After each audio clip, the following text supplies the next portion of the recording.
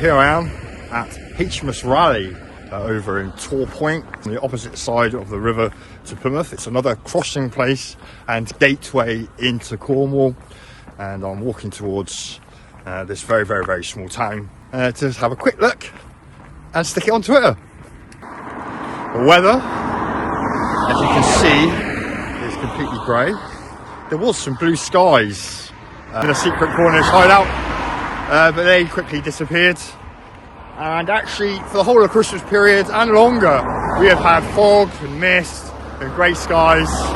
And every time I open up my social media, my Twitter accounts, everybody is talking about it. And it does make you wonder, you know, are they spraying the skies? The question I ask many times. So, anyway, in this gloom and doom, off for Torpoint.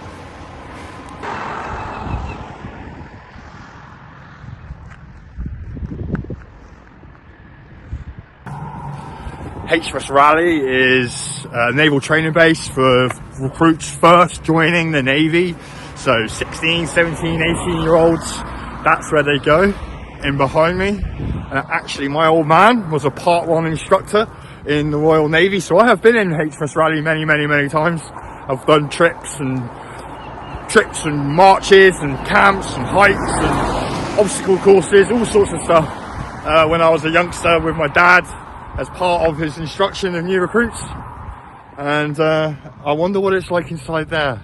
I wonder how much the woke mind virus has changed naval training compared to what my old man did back in the early 90s. I suspect it was a bit more tougher then.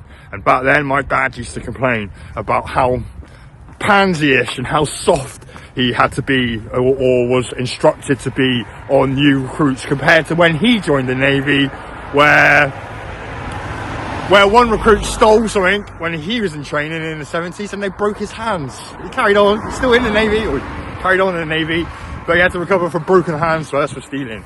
I'm sure he learnt his lesson. So, but now, they're probably all wrapped in cotton wool, aren't they? Putin's terrified.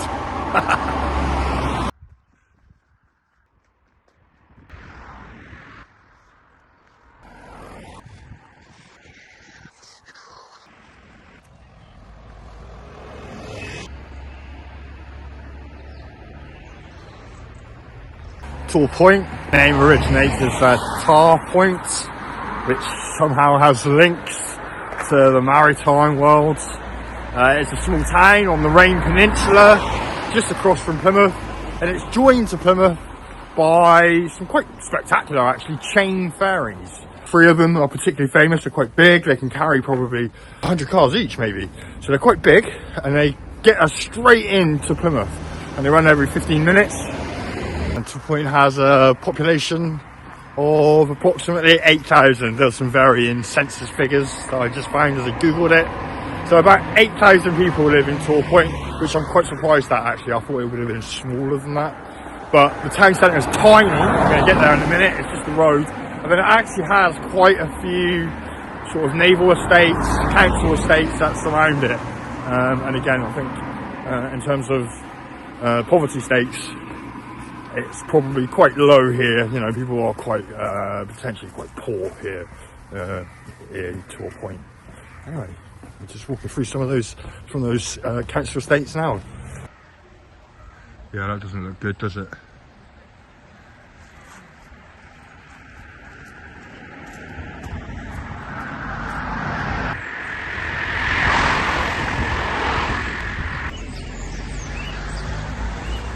So I can hear, but I don't know if it's unusual or not. I'm just checking my memory.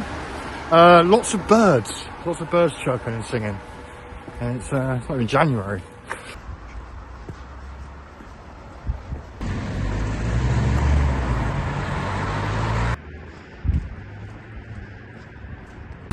Coming from Plymouth, we'd never dream of going into somewhere like Torpoint unless we were passing through, because we needed to get into Cornwall and we'd go across the ferry. Usual sort of inter-town, inter-city rivalry. Torpoint does have a Sainsbury's. Apparently, the introduction of these supermarkets has destroyed the local high street. and I think that's the complaint you'll find to a lot of the towns and villages in Cornwall, is that big business comes in, opens up outside of the town and city, and then destroys the centre of the city, or the town, or even the village. And in the secret hideout, Cornish hideout where I am, which I probably will record a video of soon, they have resisted all moves to put any big businesses. I think they wanted to open up a Starbucks coffee shop in a giant co-op, and I think that's been resisted, and you're not able to do that because they're worried it'll kill the existing small businesses that operate inside the village. That's Sainsbury's. Could be worse, couldn't it? It could be a Tesco's.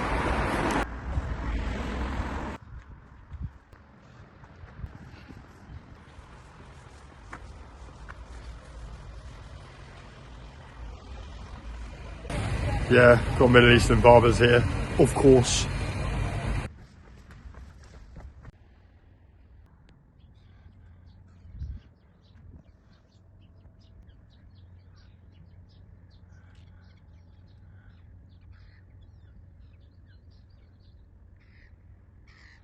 So I'm down by just popped out of the town centre, and I'm down on the riverbank of the River Tamar.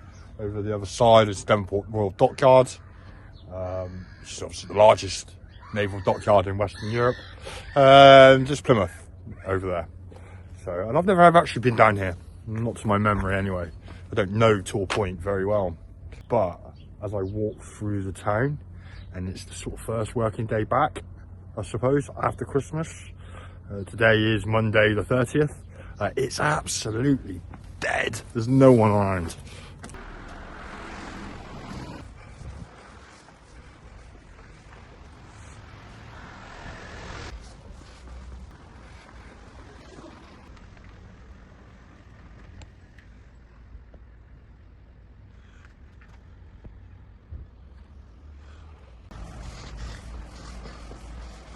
Torpoint does have an English barbers though, so one positive.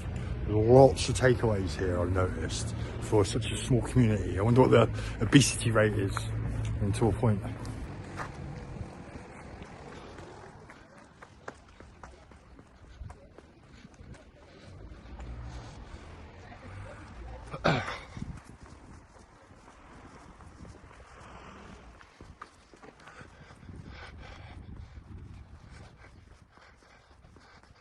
Church of England, St James's Church, the Diocese of Truro. I can't see how old it is. I can see that the brickwork has been repaired, just like some of the surrounding walls. Old brickwork mixed with newer brickwork. Looking for a date. 1872 that church was built.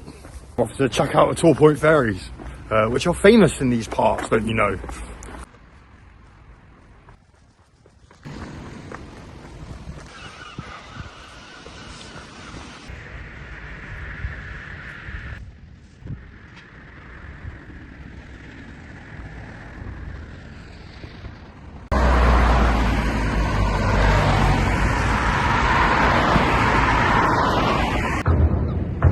Behind me are the Torpoint chain ferries.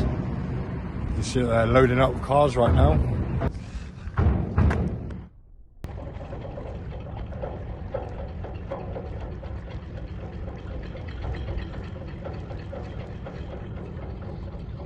We can see one of the ferries isn't running today, and then there's another one in the background that's headed towards us here in Torpoint. And again, it takes about 10-15 minutes to cross. And they probably do thousands and thousands and thousands of cars every day, 24 hours a day, all day long. And if the ferry goes down, then that causes all sorts of chaos, because people literally live in Torpoint because it's so much cheaper than living in Plymouth, and this is a direct link to get into the big smoke for work. So if the ferry goes down, you have to travel miles upriver to get to Saltash, which I've done a video for. You can check it out on my YouTube channel or my Twitter channel. And either way, doesn't matter how you cross, there's another ferry down there, like a little passenger ferry that you can get on, that I use generally. £2.60 to get across, yeah, in a car. So if you want to leave Cornwall, you've got to pay.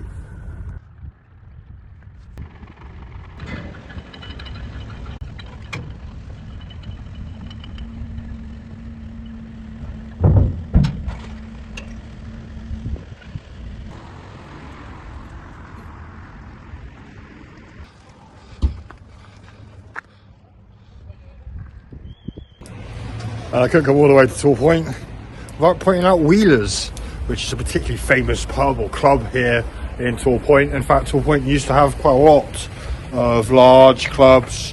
This one called the Harbour Lights, which is now gone.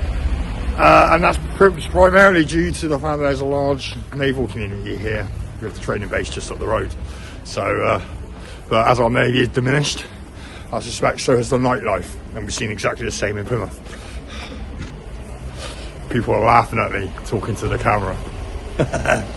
That's Torpoint, or at least the Torpoint town centre. It has yacht and boat building, repair and storage is a big industry here along the river, as long as other things like fishing.